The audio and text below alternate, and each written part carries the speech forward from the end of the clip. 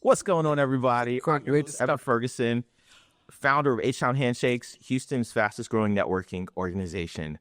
I have with me my special guest, Diane. Diane, what's your last name? Brown. Diane Brown. Wow. Brown, B-R-O. Who's that? Brown. Oh, You got to go back in the day for that one. Oh, Diane, welcome to the podcast. thank you. So, Diane, within this podcast, we highlight business owners, leaders, and people such as yourself do great things for the community, for society. And we're going to talk about your origin story, some things that you've done in the environment, and what it looks like in the future. Okay. So you ready? Okay, I'm ready. All right, let's do this, y'all. So go ahead, Diane. Introduce yourself. Okay. Well, we figured out my name, Diane Brown. Who's that? Brown. We just did it full. There's a Busta Rhymes group. Really? Yes. Oh, sorry. That was way back in 1994, 93. So, okay. Yeah. Oh, sorry. I don't know what I was doing. Back then, so I had my little new Walkman. I was doing it. Oh, man. Anyway, go ahead, Dan. Yeah, well, high school was over by then. But anyway, yeah. So my origin story. I was born. Or you want me to go back that far? Well, what do you do? I'm sorry. I didn't tell you what you do. What do you do? And then your origin story. Okay. Well, I am a licensed life insurance agent. So I help people save money, make money, get out of debt, plan for their financial future, basically. And that's all done through life insurance and annuities, which most people don't know. Now, how I got into this. I worked for, last job, because I've had many, worked for a HMO. And COVID came along and they decided they didn't need as many people anymore, one of which was me. So I said, okay, fine. I didn't feel like going to look for another job, and my side hustle was Avon. So I figured, okay, I'm just going to sell Avon. Remember that. That really didn't make a heck of a lot of money, so still needed to work hard. I think it was the cars and the trips. Yeah, well, yeah. But anyway,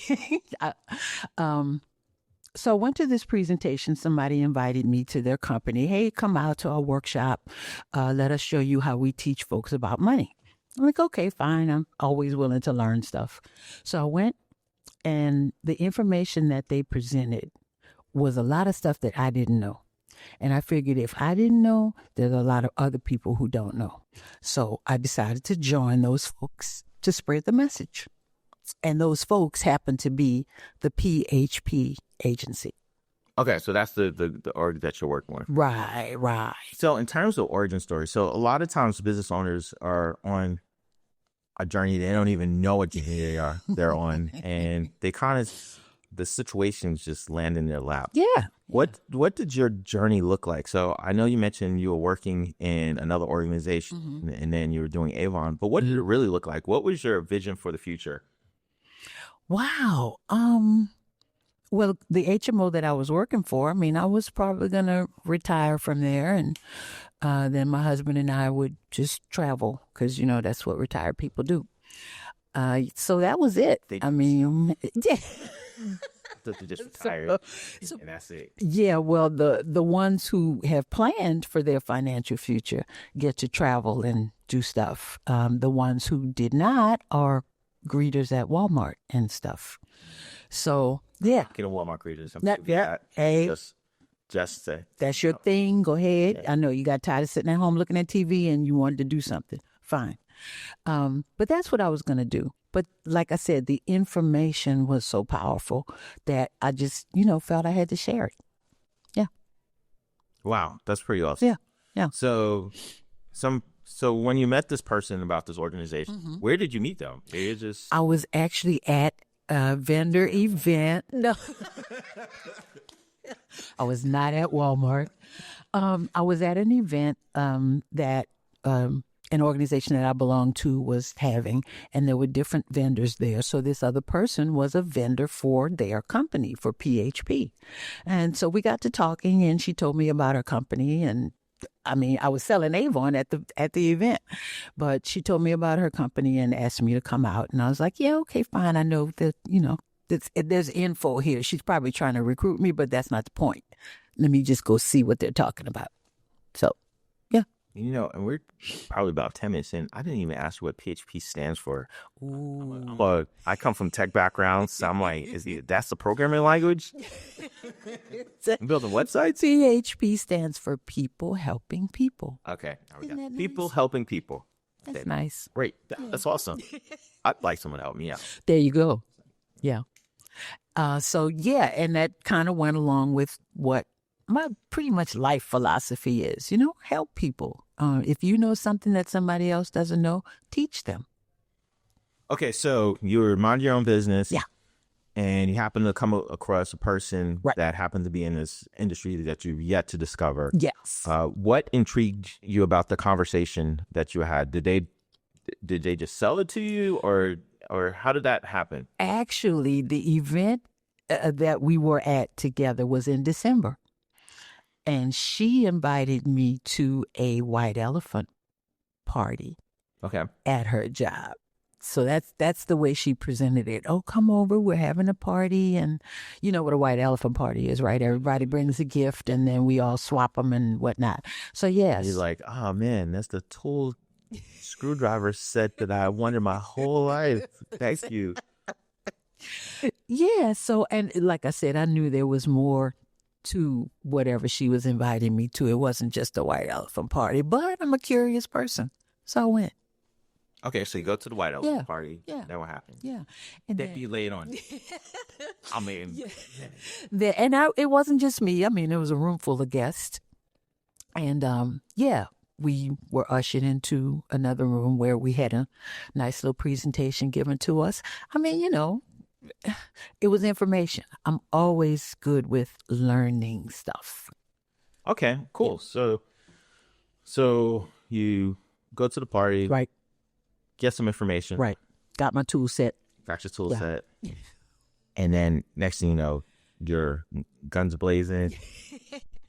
Like, okay, corrals, like Yeah, exactly. okay. So tell us about people helping people as an organization, and then tell us a little bit about what you do within that organization. Okay. PHP was founded in 2009 by a guy named Patrick Bet-David. I don't know if you follow him on social media. He has Valuetainment as a YouTube channel. Okay. So he has like millions of followers. He's sought after worldwide for speaker and business coach and whatnot. So anyway, yeah, PHP is not like your grandma's insurance company, where the guy comes to your door with the big book of customers and and he collects from you every month or whatever. What are you trying to say? Because when you think about insurance, basically you think about old guys who are not the color that we are. Which is green. It's and PHP is made up of minorities. It's largely Hispanic, largely Black. We've got veterans. We've got most of the folks who've never been in any kind of financial industry before. Never sold anything before. Never, they were plumbers or selling tacos or, just ordinary people, but people who were concerned about their community and wanted to help. Okay. Yeah. So the gentleman founded the organization.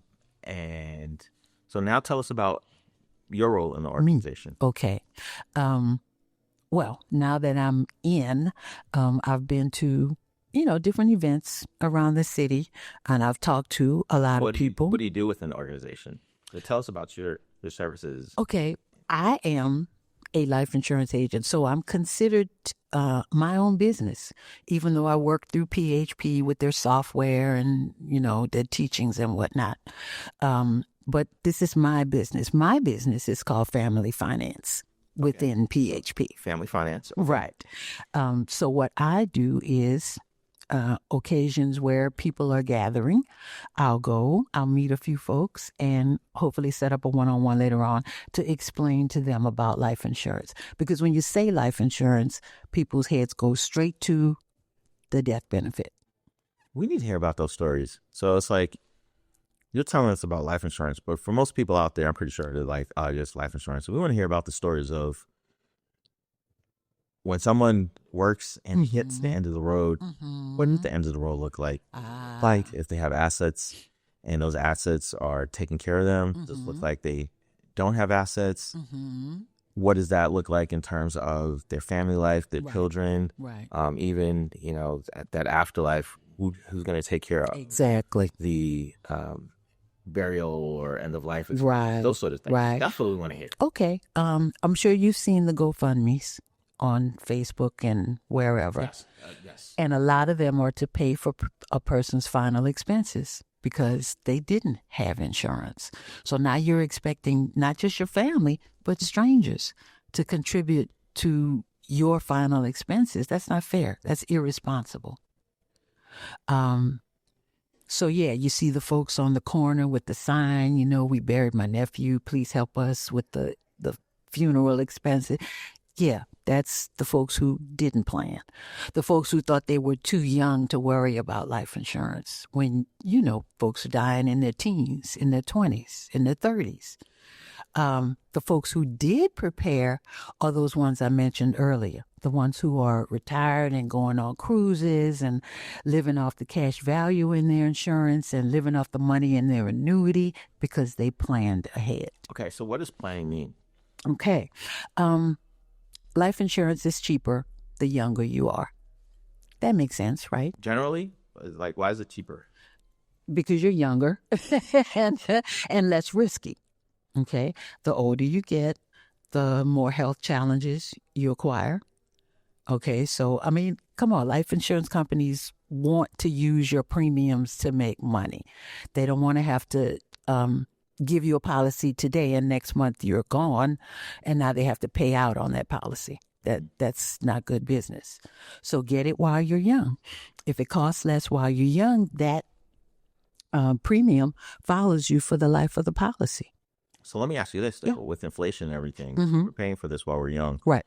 And that premium, let's say my policy is $50,000. I'm just throwing a number out there. Yeah. But $50,000 in my 20s has a lower monetary value than $50,000 in my 60s.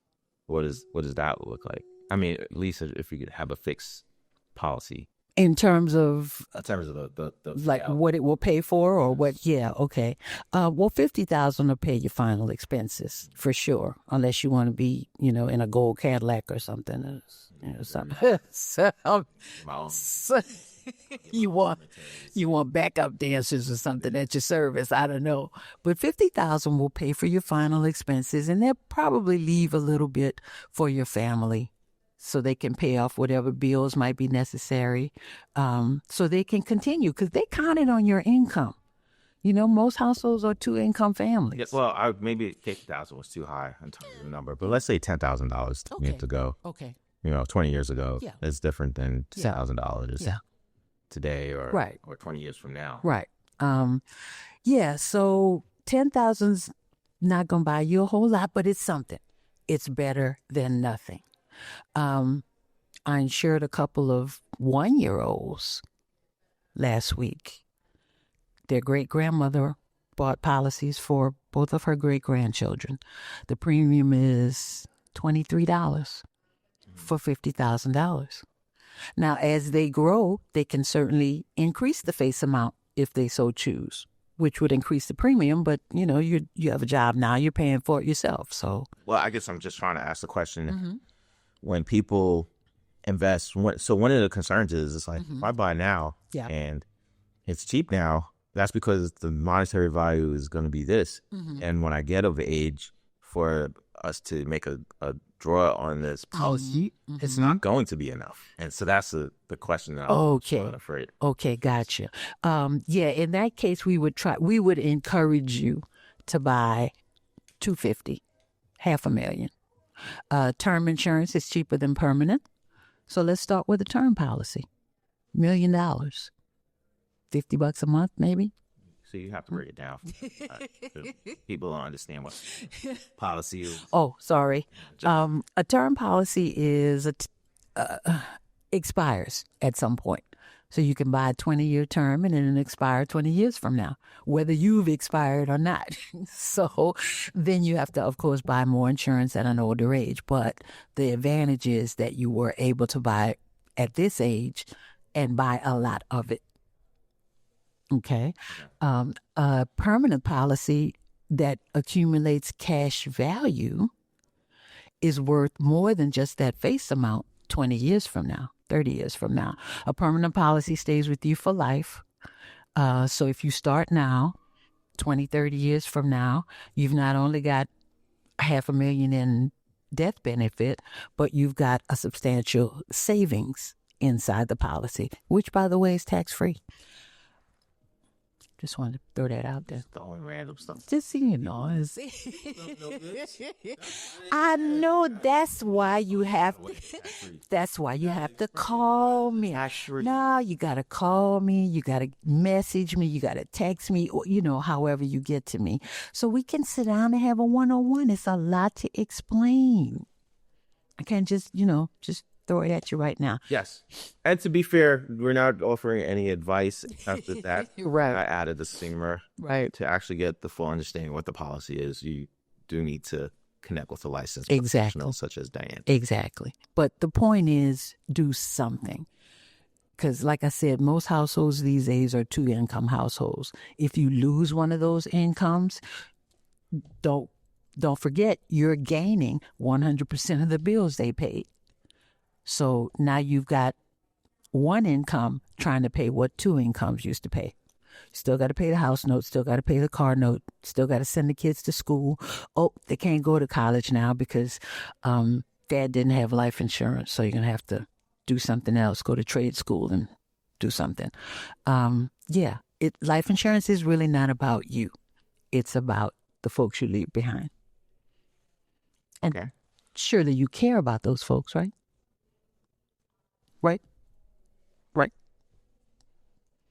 So, in terms of just this journey that you've taken, I'm pretty sure it's a roller coaster. Can you tell us about some stories that you've heard? Oh my gosh. In terms of that, maybe you an experience? The one at the top of the list is, I don't want to make people rich after I'm gone. Life insurance is not going to benefit me.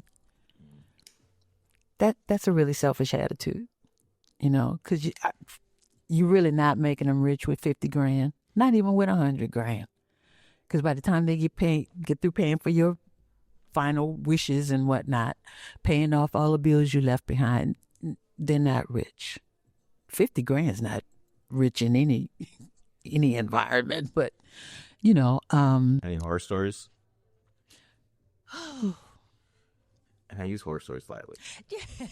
I don't need anything like. Well, I mean, there are those folks that, you approach and you talk to them about it and they're like, oh, well, I have to think about it. Oh, well, maybe 6 months from now, and then a month from now, a car accident happens. You should have listened. We want to know the dirt. I'm just saying, because life is very, very unpredictable. Folks think they're not going to die until they're 90, but that's not necessarily true. And I hate to approach people from the morbid standpoint, like you're going to go that way. I'm just telling you, we're not here forever. Leave your family something, leave your kids something, leave a good memory in their head, as opposed to, man, now he got us in all this debt. Now we got to go beg people to help us out. That's not the memory you want your family to have. Mm-hmm. Yeah. There was a young lady who, she had 2 children. The youngest was like a couple months. She decided, okay, yeah, I've got insurance for my daughter. Let me get some for my son. At 4 months old, her son passed away. Just totally unexpected, middle of the night, didn't wake up the next morning. That life insurance policy doesn't bring her son back. It doesn't, lessen the grief, but it gives her one less thing to worry about. Now she can not have to run back to work 2 weeks later because she needs money. She's got money. She doesn't have to worry about how her family's going to make it because she's got money. Money solves a lot of problems. Not everyone, but a lot. Yeah, I can imagine. That's a hard story. That's thinks that is going. Yeah, we have SIDS and the sudden infant deaths, and things like that. But nobody really expects that to happen, and they think their children are going to outlive them. Mm-hmm. I think that's kind of like a relevant story, timeless. Yeah. Yeah, it happens. Whether you want to think about it or not, you can close your eyes and pretend it doesn't. It does. All right. So in terms of the policies that you have, so what else? What other policies? It was just life insurance, or any other types of policies? We do annuities as well. An annuity is like insurance on your money. So you're working, you have a 401k, yay. Hopefully your employer's matching some of that. But then you leave that job. What am I going to do with my 401k? Most people just let it sit because they don't know what to do with it. 401ks are invested in the stock market. Now, you don't have to be a stockbroker to know that the stock market is very wishy-washy. Mm-hmm. Some days it's great. Some days it's not so great. So if you're like me, I really didn't look at my 401k balance all that often because, I don't understand stocks and bonds deeply. But I lost some money when the stock market went down. And this is money you've worked for, money you've put in out of your pocket. So an annuity guarantees no loss, ever. Whatever you put in is definitely going to be there. And when the stock market rises, your annuity rises. You're paid interest on your money. But when the stock market falls, your annuity just sits there, waiting for the stock market to go back up. So you never lose money. And then when you get ready to retire and take that cruise, you can have that annuity pay you like a pension for life. Your 401k is not going to do that. Your CD is not going to do that. Whatever little savings you have in your bank account is not going to do that. What about my house? Okay, sure. Yeah, okay. Yeah, lighthearted. No, that is... But these are wealth building tools. Like I said, everybody's mind always goes straight to the death benefit when you say life insurance, but it's a way to accumulate wealth. You can do what's called overfunding a policy sometimes. What is that? If your premium is $100 a month, but suddenly you get a bonus at work and you've got an extra $1,000 or $2,000, put it in the policy. Goes to the cash value build up. Okay, so now you've got a savings account inside a life insurance policy. It's not taxable because it's insurance. It's not income. Okay. There you go.